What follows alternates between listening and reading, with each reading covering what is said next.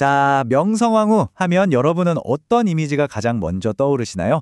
아마 대부분은 일본 자객에게 무참히 시해당한 비운의 국모라는 이미지를 떠올리실 겁니다.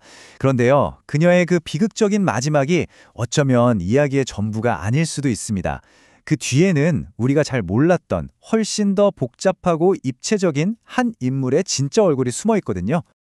그래서 오늘 그녀를 단순히 역사의 피해자로만 보는 게 아니라 한 시대의 한복판에 서서 격렬한 논쟁을 불러일으켰던 인물, 그 자체로 다시 한번 들여다보려고 합니다.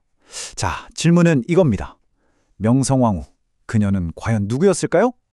이게 정말 재미있는 지점인데요. 그녀와 같은 시대를 살았던 사람들의 평가가 이렇게나 다릅니다. 그야말로 극과 극이에요. 개화파 지식인이었던 유길주는 마리 앙투아네트보다 더 나쁜 여자라고까지 말했고요. 역사가 황현은 나라 곳간을 바닥냈다고 비판했죠. 근데 또 보세요. 서세필은 그녀를 최고의 지략가라고 극찬했고 당시 조선에 와 있던 외국 외교관들은 정말 보기 드문 지성을 가진 매력적인 인물이라고 평가했습니다. 아니 대체 어떻게 한 사람을 두고 이런 정반대의 평가가 나올 수 있었을까요? 이 질문에 대한 답을 찾으려면요. 우선 그녀가 권력을 잡게 되는 과정부터 살펴봐야 합니다.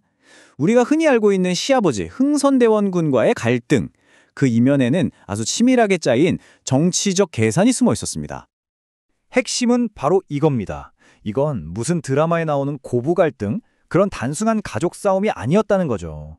이건 자기 세력이 하나도 없었던 남편, 고종과 그에게 유일한 힘이 되어줄 수 있었던 아내, 명성황후, 그리고 그녀의 집안인 민씨 일족이 맺은 일종의 정치적 동맹이었습니다. 권력을 잡아가는 과정이 아주 계획적이었어요. 자, 보세요. 일단 왕이긴 하지만 아무 힘이 없던 고종이 아내인 명성황후와 손을 잡습니다. 그리고 그녀의 친척들을 중요한 자리에 앉히면서 자기 편으로 만들죠. 그러다 결정적인 타이밍에 보수 유학자 최익현이 대원군을 비판하는 상소를 올리자 이거다 싶었던 거죠. 이걸 명분으로 삼아서 아버지의 시대를 끝내고 본인이 직접 통치하겠다고 선언해버립니다. 그러니까 명성황후의 등장은요, 그냥 개인의 야망이라기보다는 남편 고종과 함께 그린 정치적인 빅픽처였다, 이렇게 볼 수 있는 겁니다. 자, 이렇게 권력의 중심에 선 명성황후, 이제 그녀 앞에는요, 19세기 말 세계의 열강들이 서로 힘을 겨루는 거대한 체스판이 펼쳐집니다. 그리고 바로 여기서 그녀는 외교가로서의 진짜 모습을 보여주기 시작하죠. 1895년, 이때 국제 정세가 정말 숨가쁘게 돌아갑니다. 청나라와의 전쟁에서 이긴 일본이 랴오둥 반도를 차지하잖아요. 바로 그때 러시아가 프랑스, 독일을 끌어들여서 일본을 압박합니다. 그거 다시 뱉어내. 결국 일본이 꼬리를 내리죠. 이 삼국관섭을 딱 지켜본 명성황후가 무릎을 탁 친 겁니다. 아, 지금 일본을 견제할 수 있는 유일한 카드는 바로 러시아구나. 그리고는 외교 노선을 아주 과감하게 틀어버립니다. 그녀의 핵심 외교 전략, 바로 이나거일입니다. 한자 그대로 풀면 러시아를 끌어들여 일본을 거부한다는 뜻인데요.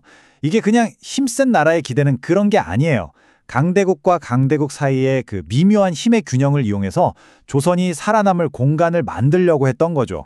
뭐랄까, 19세기판 줄타기 외교, 균형자 외교라고 할 수 있겠습니다. 하지만요, 이렇게 외교 무대에서 빛을 발하던 그녀의 궤도, 아주 짙은 그림자가 있었습니다. 바로 국내 정치의 실패, 그리고 그녀의 가문인 민씨 정권에 만연했던 끔찍한 부패였죠. 당시 군대 상황만 봐도 이 모순이 아주 극명하게 드러납니다. 일본식으로 훈련받던 신식 군대, 별기군은요, 월급도 제때 받고 장비도 최신식으로 다 챙겨줬어요. 그런데 정작 오랫동안 나라를 지켜온 구식 군대는 월급이 무려 13개월이나 밀리는 말도 안 되는 차별을 겪고 있었던 거죠. 개혁의 빛이 밝을수록 그 뒤에 드리워진 그림자도 그만큼 짙었던 셈입니다. 당시 역사가였던 황현이 이런 기록을 남겼습니다. 대원군이 10년 동안 알뜰살뜰 모아놓은 나라 재산을 1년도 안 돼서 다 써버렸다. 이 한 문장이 당시 민씨 정권의 씀씀이가 얼마나 해폈는지, 그리고 민심이 왜 등을 돌릴 수밖에 없었는지를 아주 날카롭게 보여주고 있죠. 백성들의 분노가 쌓일 이유는 차고 넘쳤습니다. 궁궐에서는 매일같이 파티가 열렸고 민씨 일가 친척들은 나라의 돈을 자기 쌈짓돈처럼 썼죠. 심지어 돈이 부족하니까 벼슬을 팔아넘기는 매관매직이 판을 쳤는데요. 이건 진짜 황당한 얘기인데 어떤 과부가 키우던 복구라는 개한테까지 벼슬을 팔았다는 기록이 남아있을 정도니 나라 기강이 어땠을지 짐작이 가시죠? 그리고 마침내 골물대로 골펐던 상처가 터지는 순간이 옵니다. 바로 이 숫자 13 때문이었어요. 13개월. 90군인들이 월급을 받지 못하고 굶주렸던 시간입니다. 그런데 13개월 만에 겨우 나온 월급이 뭐였냐? 쌀에 모래랑 결을 섞어서 준 겁니다.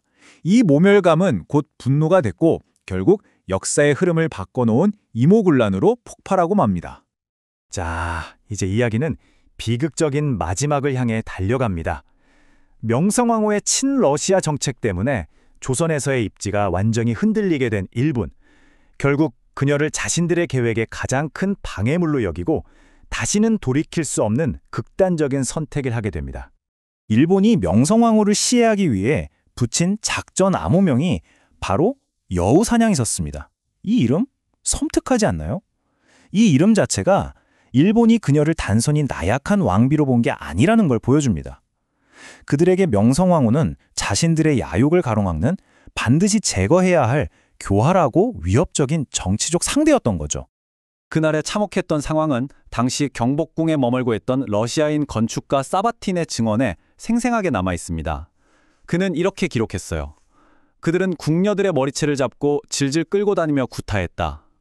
이 한 문장만으로도 당시의 분위기가 얼마나 끔찍하고 잔혹했는지 느껴지는 것 같습니다. 을미사변의 팩트를 정리해보면 이렇습니다. 이건 어떤 낭인 몇몇이 저지른 우발적 범죄가 아니었습니다. 조선에 와 있던 일본 공사가 직접 작전을 지휘했고 일본군과 외교관까지 동원된 명백한 국가주도 테러였습니다. 목적은 단 하나였죠. 일본이 조선을 삼키는데 가장 큰 걸림돌이었던 명성황후, 그녀를 제거하는 것. 결론적으로 명성황후를 비운의 국모라는 성인으로 만들거나 나라를 망친 악녀로 보는 건 어쩌면 그녀의 진짜 모습을 놓치는 것일 수 있습니다. 그녀는 뛰어난 외교 전략가라는 빛과 치명적인 국내 정치 실패라는 그림자를 모두 가진 선택지가 거의 없었던 그 시대의 한복판에 서 있었던 현실주의자였던 거죠. 그녀의 삶은 오늘날을 사는 우리에게도 아주 묵직한 질문 하나를 던집니다. 강대국들의 틈바구니에 낀 한반도의 운명 속에서 나라의 주권을 지키기 위한 선택은 과연 어디까지 용납될 수 있는 걸까요? 그리고 만약 우리가 그녀의 입장이었다면 과연 다른 선택을 할 수 있었을까요? 이 질문에 대한 답을 고민해보는 것. 어쩌면 그게 오늘을 사는 우리의 몫이 아닐까 싶습니다.